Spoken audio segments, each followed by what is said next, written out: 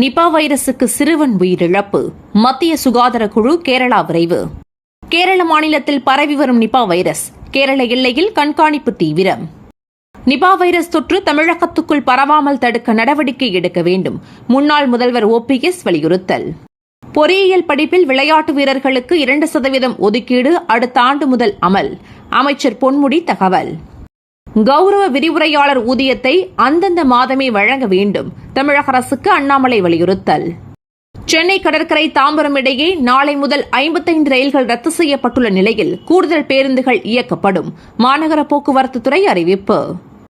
அதிமுக முன்னாள் அமைச்சர் MR விஜயபாஸ்கரை 2 நாள் CBCID காவலில் எடுத்து விசாரிக்கலாம். கரூர் குற்றவியல் நீதிமன்றம் அனுமதி. நீட் தேர்வில் கேட்கப்பட்ட சர்ச்சைக்குரிய கேள்விக்கு விளக்கமளிக்க வேண்டும். டெல்லி IITக்கு உச்சநீதிமன்றம் உத்தரவு. பழங்குடியினர் நலத்துறை பள்ளிகளில் காலியாக உள்ள ஆசிரியர் பணியிடங்களை நிரப்ப அரசு நடவடிக்கை எடுக்க வேண்டும். ராமதாஸ் வலியுறுத்தல்.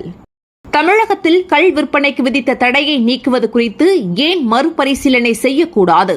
தமிழக அரசுக்கு உயர்நீதிமன்றம் கேள்வி. உதயநிதி துணை முதலமைச்சரானால் இந்து தர்மத்திற்கு மிகப்பெரிய ஆபத்து. பாஜகவின் ராஜா கருத்து. புதுச்சேரி ரேஷன் கடைகளில் இலவச அரிசி விரைவில் விநியோகம். முதல்வர் ரங்கசாமி தகவல். வங்காளதேச வன்முறை விவகாரம். அடைக்கலம் தேடி வருவோருக்கு கதவுகள் திறந்தே இருக்கும் என மேற்குவங்க முதல்வர் மம்தா பானர்ஜி உறுதி.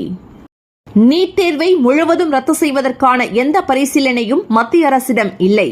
மத்திய கல்வி அமைச்சர் தகவல்.